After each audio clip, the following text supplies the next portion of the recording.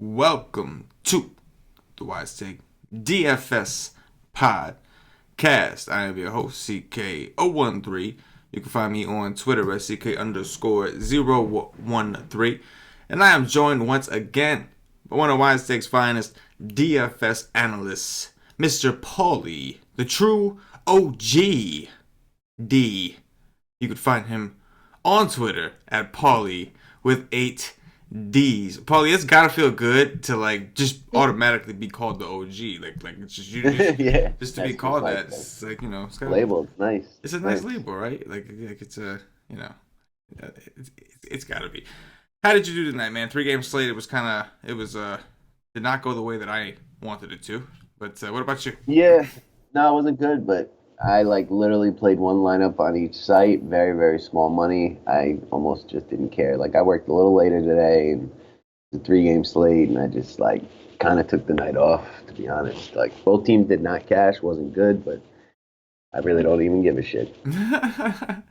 Yeah. It was like $22 in total action out there. It's just what it was. Yeah, I think Cash ended up having a pretty good grasp of the slate. It sounded like based off of Kevin Durant, Kawhi Leonard, Mm-hmm. that game staying Mm-hmm. close. Yeah, I mean Toronto was up by 18 at one point. It just looked like they were gonna just smash them, and then Kevin Durant. Like the only way they were staying in that game is if Kevin Durant played the exact way he did. So Yeah. you know. That's why, I hope Drake gets punched in the mouth. He's talking Drake. shit. He's on the court, talking shit constantly, getting all these guys riled up. Kevin Durant responds very well to shit talking. So it's like, This is the second time Drake's done this. I know, with his mouth, running He his did it mouth. last year too. I know. You don't learn. You don't learn, man. You don't learn. One of these days, somebody's gonna throw a basketball to his face. You know what I mean? Like, one of these days. One of these days. Anyway, the opposite of yesterday or today is Friday slate. We'll say that. 11 games, man. Massive slate. We have a little bit of news in advance, which is always nice to know. And we're going to need every little bit of news in advance we can get because I'm sure there's going to be a lot of shit popping up on 11 game slate. But we do know that the Boston-Cleveland game, we know Boston is home. Al Horford will be out for rest. And then Jaylen Brown's still out as well. So that is one little piece of injury news. The rest we'll kind of wing through it as we go. This is obviously our first look. Paulie, checking out point guards. Stay above 5K. What do you see? Well, Russ finally had that game that I was looking for, and now he's expensive in a nut spot. If you think Atlanta can hang, I can do that. Kyrie's probably going to be a guy I look at. Cleveland is just horrible against the point guard. That's who Russ just had his game against. We got Horford and Jaylen Brown out. Probably going to get a usage bump. I think I'd be looking at Kyrie. John Wall, 9K. I think Washington's starting to get a little bit of momentum. Philly's a team that doesn't play very much defense. I could do that. Going further down the list, I'll talk about him as shooting guard. Drew Holiday's pretty much in play every day as long as Elf is away. He is a little expensive, but point guards against Miami. It's on the road. Likely that game could be close, so Drew's in play as well. Luka Doncic under the big lights, 7,100. I kind of like that against Los Angeles.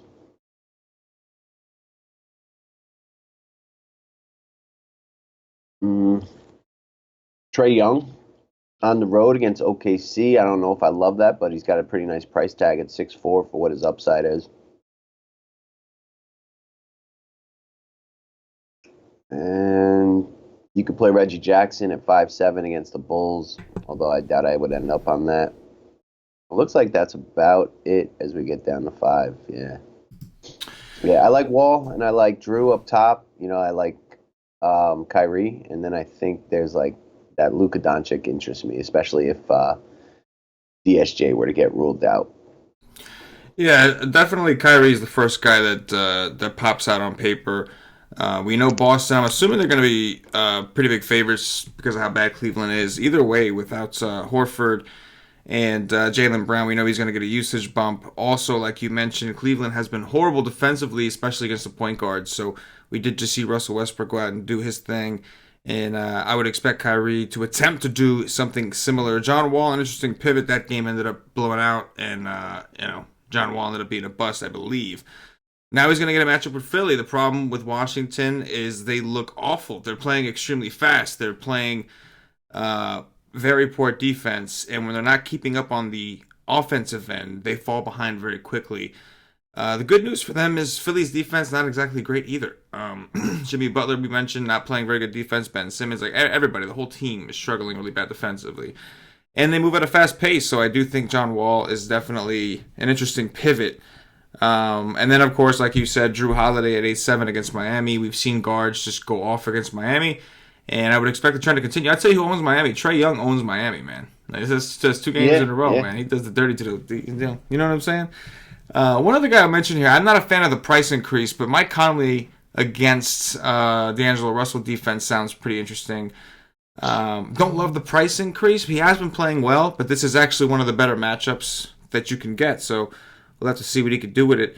Aside from that, Paulie, take us down to Value Town. What you see down there? All right. I mean, I'm looking for this dude's price, but Tim Frazier's definitely going to be popular, I would think, if he gets to start after what he did. He's 4,200. I mean, that type of minutes, if that's going to continue, and I don't see why it wouldn't after how he played, I think he's going to be very popular. So we got to decide if we want to do that or not, but it's a phenomenal spot for him. Elliot Kobo is min-priced. That is pretty interesting after they cut Cannonball and we saw him pick up a lot of minutes. And he's a guy that like impressed in the summer leagues to me. And then like, I think he's French. He's got some learning to do. So there's going to be ups and downs, but min-priced with a guy who contributed multiple categories, that's actually really appealing to me, especially if we're going to need money to pay up for studs. Who else is down here? Marcus Smart, certainly going to be interesting with Jaylen Brown and Horford gone. He's 4-3. I can get behind that for sure. Another guy who can contribute across multiple stats, especially the peripherals. They just refused to raise DJ Augustine's price, and he's going to be in that Phoenix game as well at 4,300. I don't mind him for value.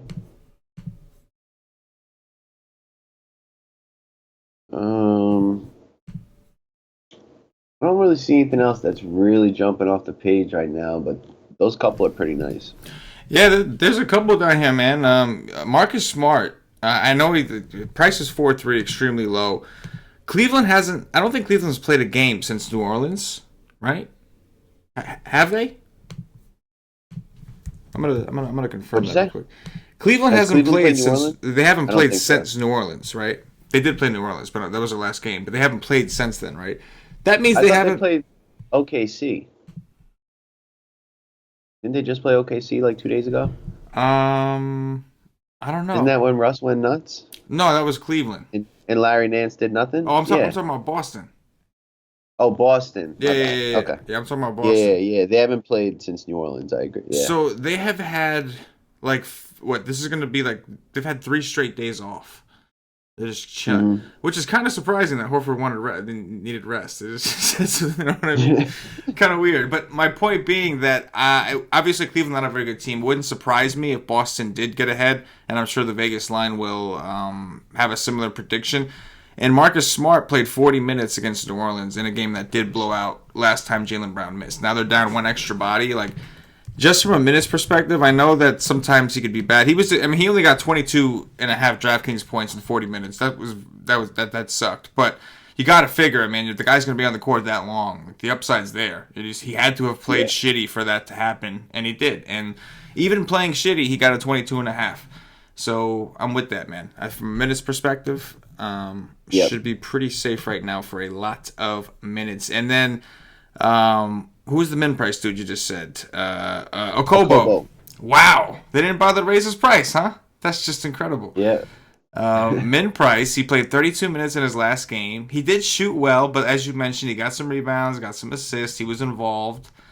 That's interesting. Very, very interesting. They didn't raise his price. So obviously, there was a couple guys we liked up top, but I think I kind of like the bottom guys a little more. I mean, obviously, the cheaper ones are always easier to secure value.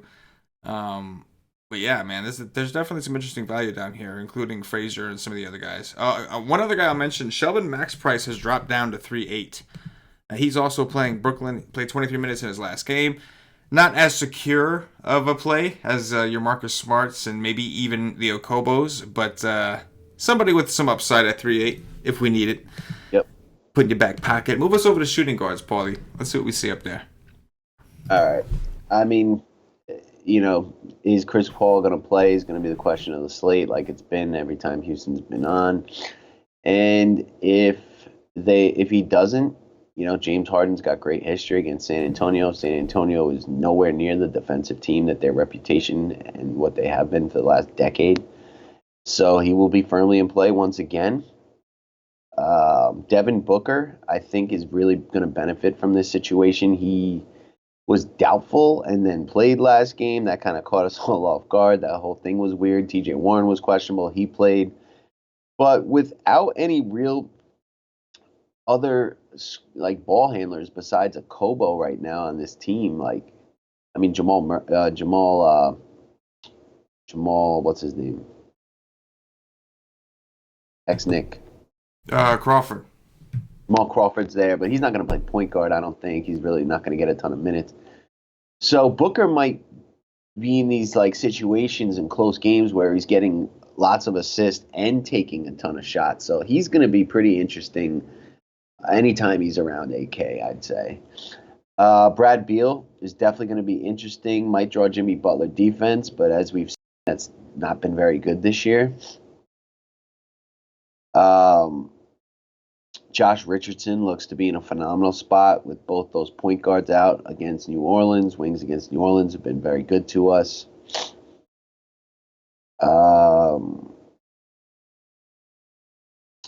Obviously, if Chris Paul's out, Eric Gordon comes into play. We faded him last time. It was right.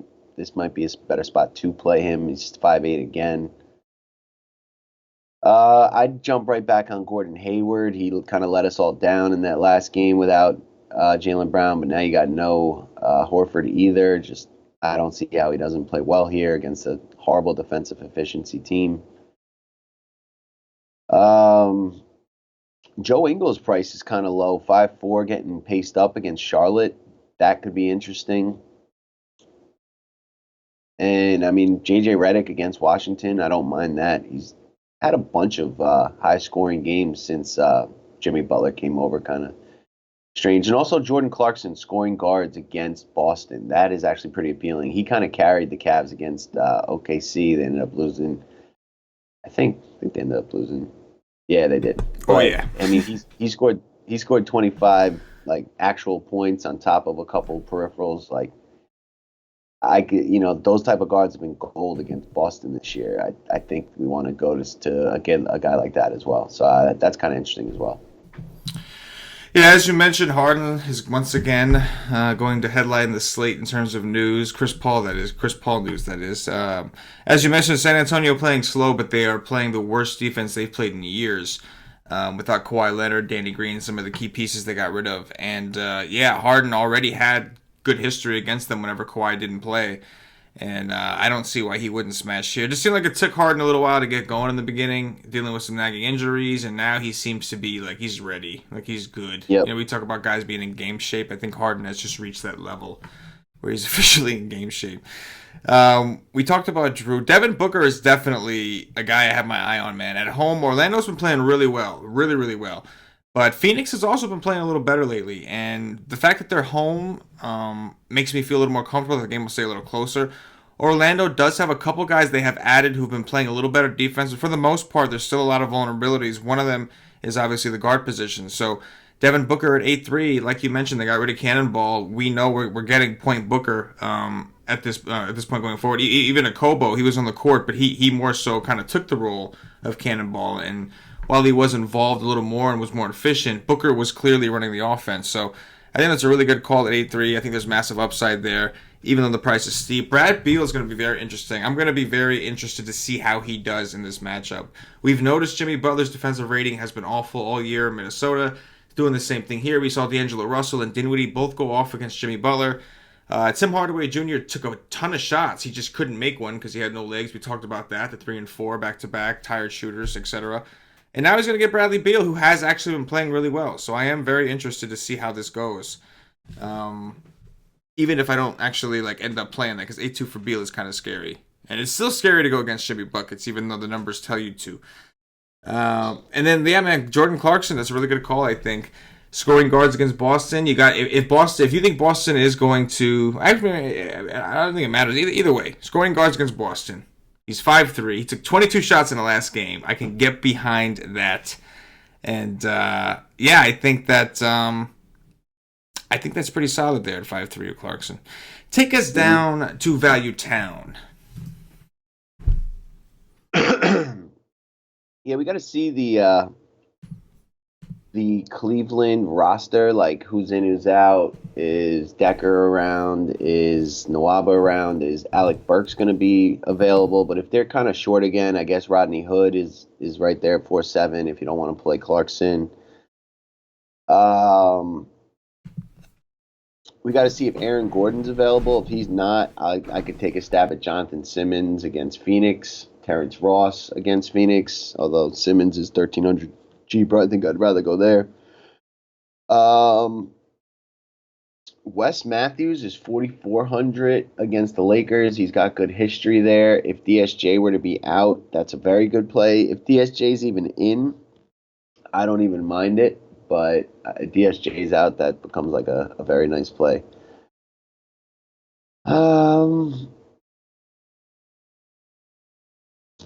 Wayne Ellington is probably going to be a nice target. He went for 40+ the other day against Atlanta. This is another fast-paced kind of game where they're short. I don't mind Wayne Ellington for value.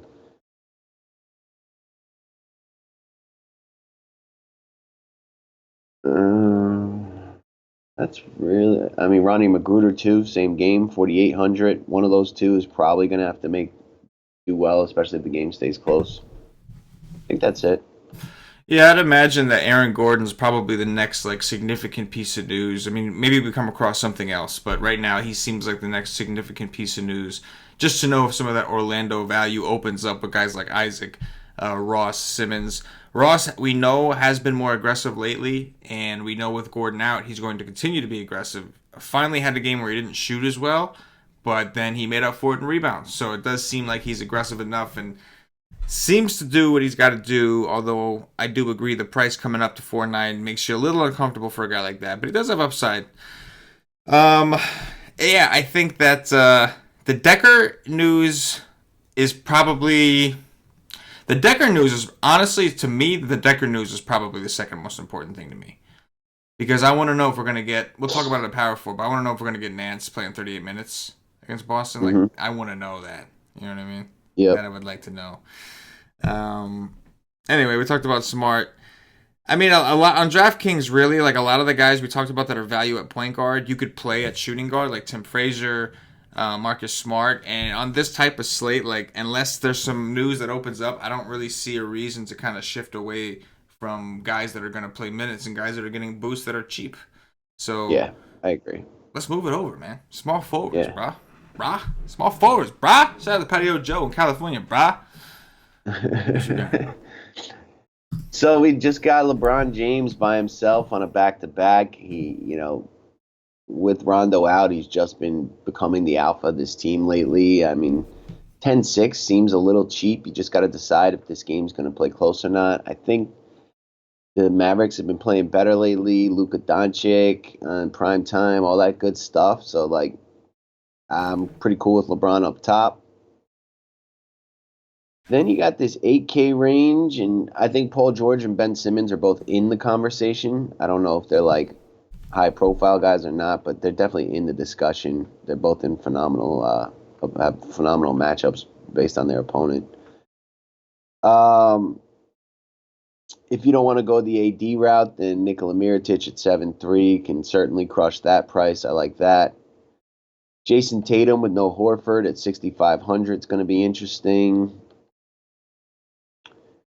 Otto Porter at 5.7 is going to be kind of interesting against Philadelphia. If Washington's hanging in that game, there's a good chance that he's doing well. Rudy Gay at 5,600 against Houston, I like a lot. Marcus Morris, 5,400, another guy that's going to be pretty interesting with no Horford. And that is all.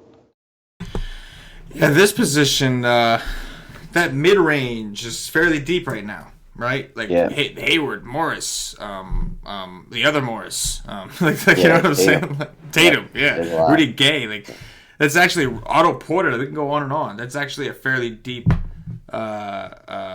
section of a position, and the position itself is relatively deep. As you mentioned, LeBron up top. We're seeing LeBron. I know Ball is here, but we're still missing Rondo, so we're still at least getting a little bit of that point guard LeBron, so the upside is there. It's a back-to-back. He just had a big game. Dallas. To me, like, I prefer to take LeBron when they're playing a better defensive team because I feel like he's more reliable to shoot and kind of take control, you know? And so we'll have to look into that. That's one of the reasons I liked him today. Obviously, Durant was the guy, but I liked him today because they were playing a team that actually, at least on paper, good defensive. Was a good, yes, exactly. And so he did score more. He's got a lot of actual points. PG, like you said, 8-3, 8-6 against Atlanta. I know it's Atlanta and we're worried about the blowout, but if it does happen to stay close, we're talking about toilet paper defense, bro. Like, literally. Like, that's just it. Yeah. It almost don't get no better than that. So I'm with you on that. Ben Simmons, Ben Simmington, shoving it right to everybody who said you couldn't play Ben Simmons when Butler got there. For the most part, it's still relatively true, but in the right matchups, you can, and he's shown us that. He's still getting enough usage. And this is one of those matchups, bro. If the game could stay close, I mean, Washington, that's going to be another one of those scary game stack things. Maybe people have a bad taste in their mouth from like getting burned by the New Orleans one. But if that game stays close, it's going to be fireworks, man. It's going to be straight fireworks. Yeah. It's like you work in the obvious optimal value plays so that you can fit in those guys. That's like what it seems. Richardson in New Orleans, I mean, Miami against New Orleans is also a very interesting matchup. Miami getting a huge, still getting a huge pace bump. New Orleans, one of the fastest teams in the league. They've been struggling a little more on the defensive end this year, and I think it's because they're playing a little bit faster. And then New Orleans playing extremely fast. They don't really play defense, so that's another spot where Richardson, like you said, playing point guard is going to have massive usage. And again, like going down to the guys that you were just talking about, man, it's just deep. There's just like Otto Porter. If you're doing a game stack of that game, it should be matched up with like Chandler for most of the time. I talked about Rudy Gay against Houston. Phenomenal spot for Rudy Gay. You could just go on and on. This whole tier is just like it's sloated. It is sloated. Yeah. It's pretty wild. Take us down to Value Town. I'm not gonna repeat the same motherfuckers you just said. There's no point. Yeah. I agree. I agree. What you got in there? There's not a ton down here based on how loaded that mid tier is. Like I don't want to just rattle off guys, but MKG against Utah at 3,800. Like that's just too cheap of a tag, and he's already shown us a couple 20-point games since coming back, and similar to like.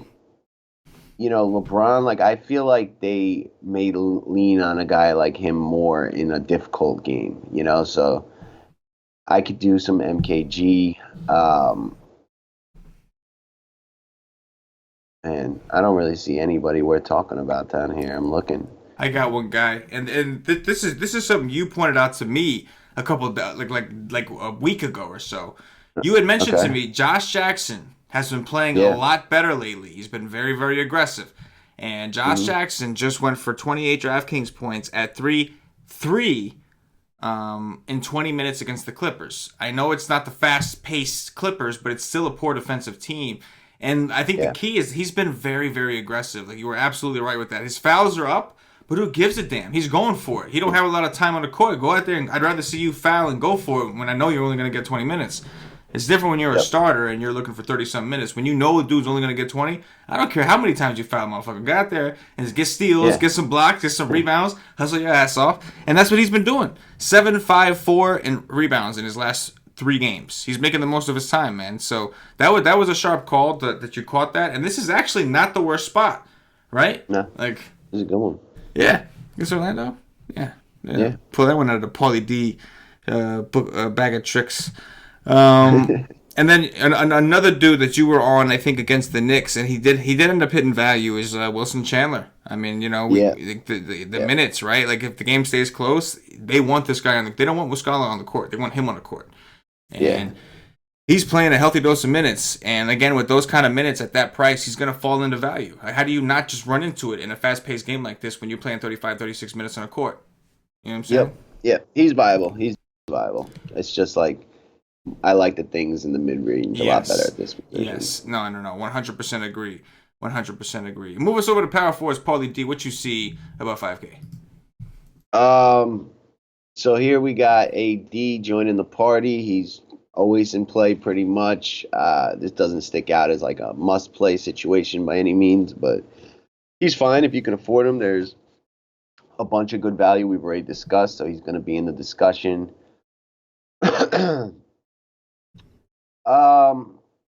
LMA against Houston, I got to check that history, but man, this guy just owes the nation a lot of money. I mean, I would think this would be a good spot against Houston.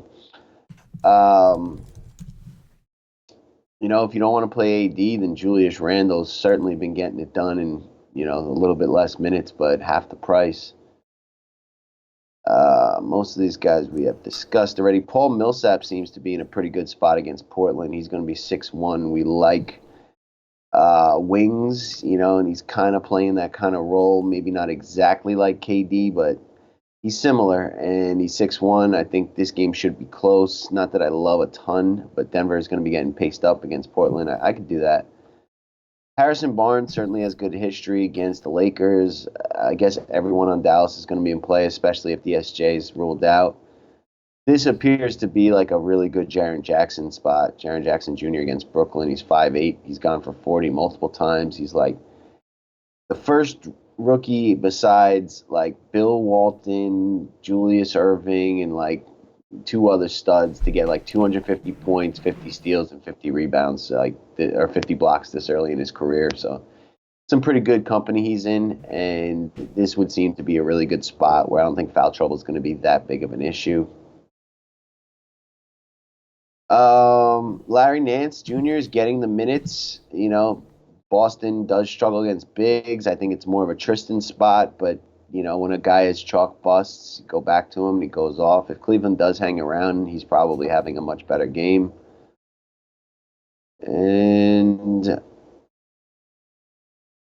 that's it, above 5. Another loaded position.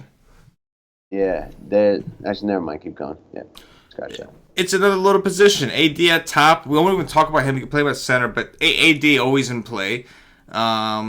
Blake Griffin, you have some concerns of that game staying close, but matchup-wise, Chicago terrible defensively. LMA does have good history against the Rockets, and it makes sense. The Rockets are bad against centers, and they don't rebound well. LMA is also the vice president of the P committee, along next to Karl Anthony Towns. So you have decisions to make there. He owes the nation a lot of money. And I think at this point, it's going to be very, very hard to, even if you wanted to, it's going to be very hard to convince anyone from the nation to play this guy right now, especially after the firm stance that Cash has taken against the Magician. But yeah, he's definitely a P. Aaron Gordon, if he does play, and going back to Josh Jackson, TJ Warren's actually questionable with a sore ankle, so Josh Jackson might actually end up starting. We'll have to see what happens. He probably wouldn't start. Ryan Anderson probably would. But anyway, he'd see an influx of minutes, I would think. If TJ Warren does play, and we get our boy Aaron Gordon matched up with him, magic can happen just because it's TJ Warren. So if Gordon does play at 7K, he's interesting. We talked about Tatum already and those guys, but that whole tier, Harry Barnes, pace up spot, gonna get some Kyle Kuzma defense, some LeBron defense, nothing you're afraid of. Jaren Jackson Jr., a dude that has 50-point upside, just like he had. I don't even know if he's gone for 50 yet, but he's gone close enough that he has the upside. You know what I'm saying? Against Brooklyn too, like you said, bad rebounding team. Rondé Hollis Jefferson, whoever they want to throw out there, Jared Dudley, it's not really going to matter. This is a phenomenal spot on paper for him. We'll see if he can keep his hands to himself. But he should, like you said, he should. Otto Porter, we talked about. Larry Nance, man, the bottom line is that if this dude's going to get 38, 36 minutes against Boston, I'm in. especially with Horford out. Like, even if they start, regardless of who they start, at some point they're gonna have Marcus Morris in there, and Marcus Morris is taken after his twin brother in the no defense, the no defense club. So Yeah. just 5'6" against that team, it's just like it's only if he's gonna get the minutes. If Decker's ruled in, that could really fuck shit up. You know what I mean? So we need Decker to be out. If Larry Nance is starting, then I'm gonna assume he's gonna get his 30 minutes. And like just because of the minutes, it's like how do you not play these guys? Like, I mean that was a blowout, 36 minutes in a blowout. Let's do it against Boston. Yeah. Let's do it. I mean, he had like nothing at halftime. Like he got like 20 points just in like the fourth quarter. That's what I'm saying, man. If the minutes are gonna be there, I'm in. I am in on it's that. Just you can get Tristan Thompson for 400 more. We'll talk about at center. Yeah, like, I guess it's got to come down to like what position, if the position is deep or not, right? Like, yeah. Because power forward is deep. Take us down under 5K, Paulie. Do you see anything down there, or like is everything juicy up top? I mean, if Aaron Gordon's out, then Jonathan Isaac again against Phoenix, 4,400. You said he'd be more aggressive than Simmons. He was, and he was the play the other day. Jeremy Grant is 4,500 against Atlanta. That's just juicy AF.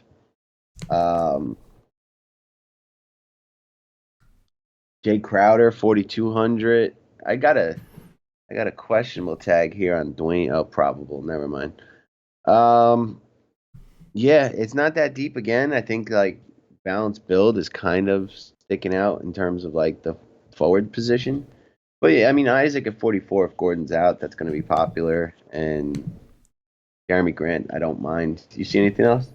Nah, I think you nailed it, bro. I mean, again, like you have to see something really fucking good down here to want to do it because of how good it is up there. Again, like Wilson Chandler, probably the lowest that I see that I'd be even comfortable with. And like that's like you might be sacrificing some upside. So even though it might be a nice point per dollar play, is like if he goes 7x, but then those guys go 8x, like you're screwed. Yeah. So it's like I'm with you, bro. I think for the most part it's feeling more balanced unless something crazy opens up. Let's go to centers, Paulie. We'll go all the way through all the guys I send out to you. What do you think? All right. This is a phenomenal Joel Embiid spot. 10-9. Like, I think if you're playing Embiid, you're playing other people, but you don't have to. Like, Philly could just win by 20 and he gets there, like kind of like he did against the Knicks. Yeah. But, like, the massive game comes if Washington hangs in, like you pair up a Beal or a Wall with an Embiid, and that's like your two pay-up studs and fill in with all that decent mid-tier stuff. That makes a lot of sense. A phenomenal spot for Andre Drummond at 9-4 against the Bulls. That's pretty much the best spot so far this year for centers.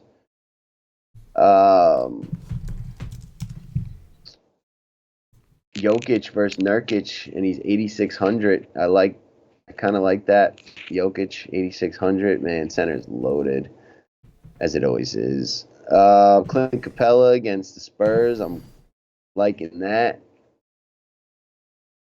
And Hassan Whiteside is going to be interesting. Like, his minutes are taking a nosedive. Like, I get the feeling that things have gone south in that locker room again. And, like, Bam's kind of, like, just playing well enough where, he doesn't even need to justify not playing Hassan as much. But his minutes have not gone over 30s. And this is with Dragic and Tyler Johnson. Now, I know they're different positions, but, like, those are two of their core 8 guys gone, and like you would think he'd be playing more, and he's not. But this is a matchup where like you would think they'd need him on the court a lot. So that's interesting. You know what I mean? I don't think he'll make the cut at the end of the day with all these other phenomenal plays, but you could totally see Hassan getting 35 minutes, going for 60, keeping the heat in, and we don't have him, and he wins someone else's tournament. So I'll mention him. I like Yusuf Nurkic at 6,700, that same matchup. I like Tristan Thompson a whole lot at 6K. This guy is just, I don't know where this was for like the last 7 seasons, but he's pretty much just doing it every night now. If you don't like Hassan, then I think you got to consider Bam Down low for some value. Wendell Carter's 4,700 now. Like, this is probably the time to start buying in on that. The guy's still getting good minutes, although this is a foul trouble spot for him. The GOAT, JaVale McGee, is down at 5K. That's kind of interesting. And one little value dime I think is worth looking at. Nerlens Noel, 3,300 against Atlanta. If you think that blowout happens, then Noel could really see big minutes here. 3,300, almost min priced. And I mean, he's getting 10 to 15 minutes usually. Maybe we get up to like 25 if it's a real big time blowout. And we all know what Nerlens Noel can do with 20 minutes. Yes, we do. As you mentioned, center definitely loaded. Joel Embiid definitely standing out at home here against Washington. It was a slate where like what he did was overshadowed because Harden went for 70, Westbrook went for 70. But on any given night, if you would have got that from Joel Embiid, a 59 in a blowout, you would have been so happy that he still got the 59 even in a blowout. So if this game does stay close, he's got to be like a key fixture in that lineup, I would assume. You mentioned Drummond. The first time these guys met, Drummond got into foul trouble, fouled out 6 times. But we did notice that it seems to be more of a trend of Blake doing a little better on the road and Drummond kind of playing a little better at home. And this is a nut matchup. I'm not going to let the fact that he got in foul trouble in his last game take me off of him in a nut fucking matchup. And then when he goes for 60, sit there and like, but last time he got into foul trouble. Like, no, that's not happening. Not at home. I will be taking my chance with that. Jokic's price is very low. 8-6 for Jokic. Unfortunately, I just can't play him right now on the road. I just can't do it. I mean, the problem is when they're at home, he plays better, but then they blow guys out because like, teams don't play well in Denver. Then he hits the road, he's not as aggressive, and the games are closer, but he's not as aggressive. So, kind of sucks. But I think Nurkic is definitely the one you want in that matchup. Number one, he's cheaper. And number two, Nurkic is ultimately the one who lost the battle. It was like between him and Jokic, and he lost, and he got sent away. So Nurkic is going to want to stick it to Denver. There's no doubt he's going to want to stick it to Denver. So I do think that's a good call with Nurk. And they're at home, too. I'm with it. Got to worry about foul trouble. Nurk does do that sometimes, and Jokic may draw some. But that'll be fun to watch. And Vooch, man, his price is up to 8-9. He's gone for 46 and 47 last 2 times against Denver. He likes to stick it to him, man. He wants to show them. He goes, I was the guy. It was me. This guy. But, Vooch at 8-9. As far if you weren't paying attention to this season and you saw 8-9 for Vooch, you'd be like, hell no, bro. It's way too expensive. Then you open up the motherfucker's game logs, and you see that Vooch is now on steroids. That's the only explanation. Yeah. That's the only explanation. Vooch is on steroids now. That's what it is. It's not a rumor. It's just like, I mean, come on. The new coach. AK, the new coach is giving him steroids. That's exactly what's going on. Oh, but Vooch has been playing out of his mind, man. This is a West Coast road trip, grueling. And outside of course, Denver, where nobody seems to play well. 71, 57. Went for 45 and 29 minutes against Portland because he got into foul trouble. Yes, and now he's going to school the rookie. Vooch is going to break Aiden's ankles next, bro. We saw Collison do it. Vooch is going to break them ankles next, I'm telling you. Vooch daddy's going to do it to him. I think that, for Christmas, we need to get Cash and DFS a Vooch jersey, man. That's what we need to do. We're going to get him a Vooch jersey. He's a Magic fan. We got to hook him up. You know what I mean? We got to hook him up. Clint Capella on the other side of that Aldridge matchup, probably the preferred option for most. Like if we were going to ask, especially the Nation, if we asked the Nation, would you rather play LMA or Capella tomorrow? 99% of them are going to say Capella, I would assume, right? So he's also in a good spot on the other side. Whiteside, very interesting. 7-5. It's deep. People are going to be afraid to play him. Bam's in a great spot. Problem with Bam is he also gets into foul trouble. In that last game against the Hawks, he really should have smashed, and he didn't because he only was on the court for like 15 minutes because he had 5 fouls. So it's weird because Whiteside didn't get it. He didn't get it. So I think it fell to like James Johnson and Olynyk. They kind of got to, shuffle around. Yeah, you got a little bit. Yep. But I would agree with you that if they try to do that against New Orleans, it's got to be either Bam or Whiteside, or you're getting crushed down low. You're just going to get destroyed down low. So I do think one of those guys are definitely people that we have to take a strong, hard look at on the Reezy. We talked about Nurk. I mean, I thought that was a pretty cool call with Nerlens Noel in a blowout. If you really want to get different with your build and pay up somewhere else and just punt the position, that's an interesting call. You got to be sure that game blows out. But if it does blow out, Nerlens Noel could really fucking eat in this spot, man. That guy's a high per minute beast. Atlanta's terrible against bigs. And when Noel's on the court, he plays, man. He's still trying to show he belongs in the league. He has no role right now. So like he every minute he gets, he's going out there trying to do everything he can to show that he belongs in this league, and that is going to do it for the position by position breakdown. At this point, Nation, I'm going to remind everybody, if you haven't already checked us out at whiteslate.com, get your ass over there. You are missing out on the goodness of fantasy sports.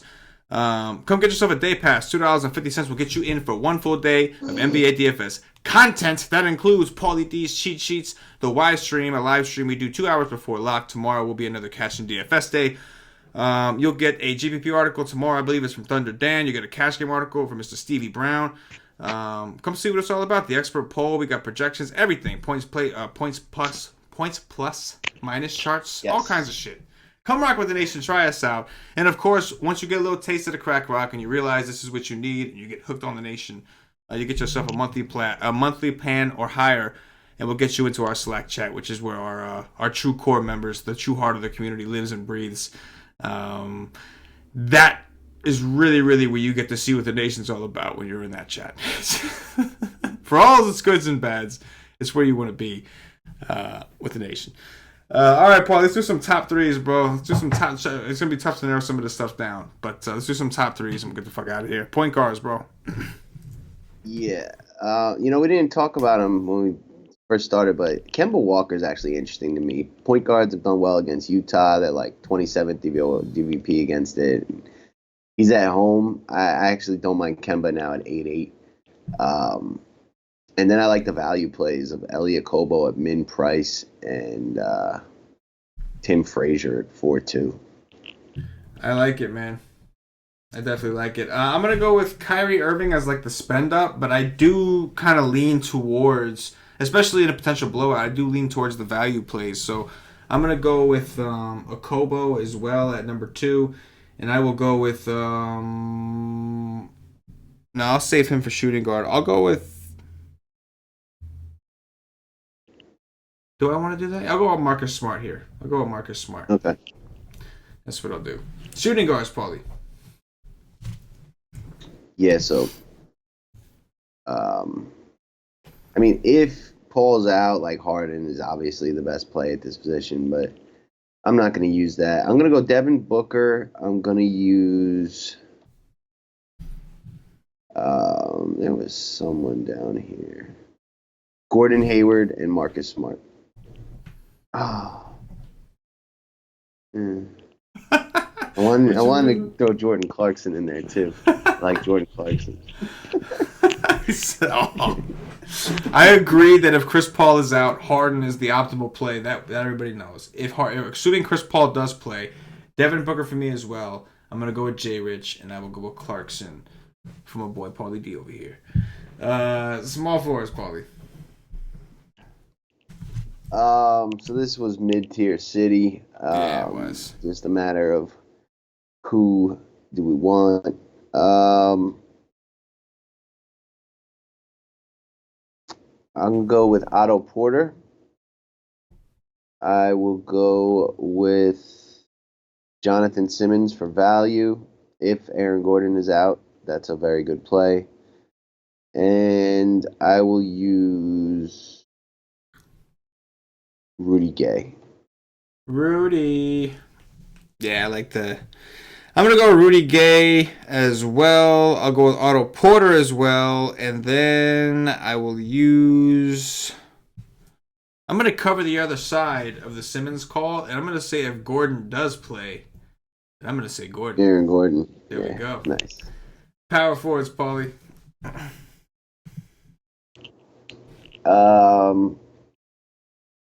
Give me Jaren Jackson Jr. Yes, that's a good one. Give me Marcus Morris and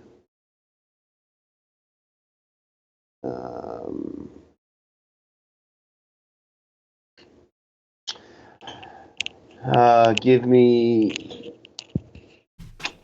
Nikola Mirotic. Mirotic. Yeah, Jaren Jackson Jr. definitely a standout option. Let me see if this will work or not. No, I missed my chance to use Josh Jackson. Okay. So Jaren Jackson Jr. for sure. I'll go with Larry Nance, although I am assuming that Decker is going to be out. If Decker does start, that is going to F shit up for me. And let's go with Wilson Chandler for the mega value. All right. Cienos. Nurkic, Tristan Thompson, and Andre Drummond. Nurkic, Thompson, and Drummond. Yes. I'm going to go with Mr. Joel Embiid. I'm going to go with Mr. Clint Capella and Yusuf Nurkic. That is going to do it for the Slate DFS podcast. If you're watching on YouTube, please click that thumbs up, that like button. Subscribe to the channel and make sure you hit the notifications bell so you get notified whenever we go live on the channel. We do a lot of free, awesome shows. Paulie D just finished up with an NFL stream. For those of you that missed that, make sure you go back and watch that featuring him and our boy, other OG, Mr. Patio Joseph of California, of LA, big city of dreams. If you're watching us on Facebook, give us a like and a share to support the nation. If you're watching us on Twitch or Twitter, give us a follow, give us a retweet. And if you're listening to us on Podbean or iTunes, give us some 5-star reviews. All these things really help us out, go a long way with the Slate Nation. Whatever platform it is you are watching or listening to us on, if you want to support the nation, all we ask is you show a little bit of love on whatever platform it is you are using. Paulie D, anything on closing before we get up out of here? No. Catch us tomorrow. We'll have all the content. Me and Cash on the show. Friday's usually a good night for the nation, so catch us then. Let's do it. Quick shout out to MG, man. MG got close in the $15 today, man. He has some sweat skis going. He got real close. Yeah, for a little while there, he was sitting in like 4th in the $15 dollar. I think like 6th or something, 9th maybe. He was doing well. He still finished okay. I saw one of his teams up there win like $400 off the $15, and he doesn't, he does a lot of lineups. So I'm sure he had a few that cash. So shout out to him. He got close, bro. The nation was sweating with him in the Slack. I caught up a little late, before we copped on. I opened up Slack, and I was like, oh shit, I missed a lot, but. Shout out to MG, bro. You'll get him, bro. You're getting close. Nice. Nation's about to get real hot soon. I suggest you hop aboard now. For Paulie D, for myself, like tomorrow, the entire Slate Nation, as always, good luck.